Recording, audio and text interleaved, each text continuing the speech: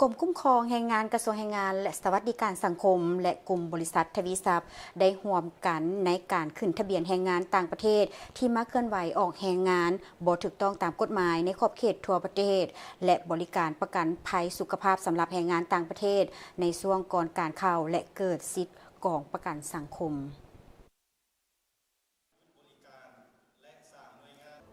พิธีเซ็นสัญญาดังกล่าวได้จัดขึ้นในวันที่ 18 พฤศจิกายน 2025 ที่นครหลวงเวียงจันทน์ระหว่างทานพงษ์สวรรค์ไซโกสีหัวหน้ากลุ่มคุ้มครองแรงงานกระทรวงแรงงานและสวัสดิการสังคม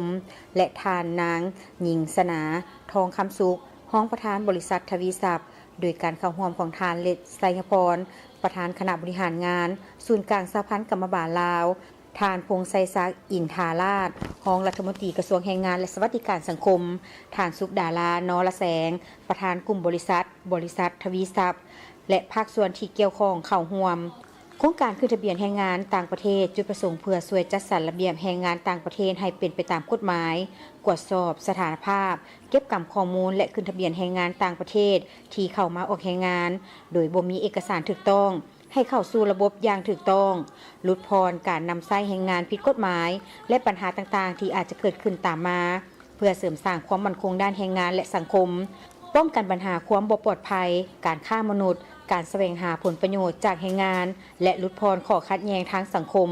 ส่งเสริมการบริหารจัดการแรงงานต่างประเทศอย่างมีประสิทธิภาพสร้างฐานข้อมูลแรงงานต่างประเทศอย่างถูกต้องและควบคุมเพื่อสนับสนุนการร่วมมือระหว่างหน่วยงานภาครัฐบาลเชื่อมต่อข้อมูลระหว่างกระทรวงแรงงานและสวัสดิการสังคมกับหน่วยงานอื่นๆที่เกี่ยวข้องเพื่อให้ดำเนินงานไปอย่างสะดวกเพื่อสร้างรายรับเข้างบประมาณให้แก่รัฐบาลและเวียกงานก็ต้องจัดตั้งปฏิบัติประกอบมีขึ้นทะเบียนแรงงานต่างประเทศให้ได้ครบตามจำนวนตัวจริง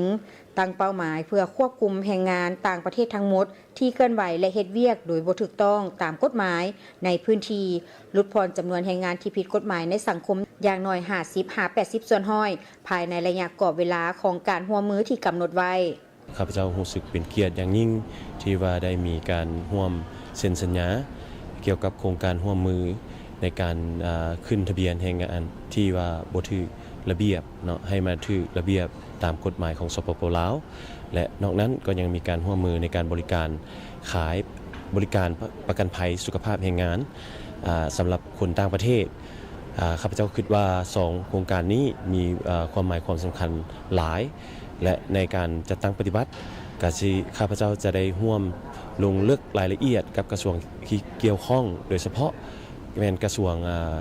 แรงงานและสวัสดิการสังคมและกระทรวงปกส.หรือว่ากระทรวงป้องกันความสงบ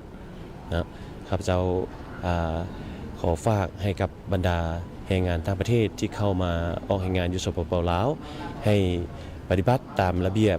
กฎหมายของแรงงานอย่างเข้มงวดเพื่อ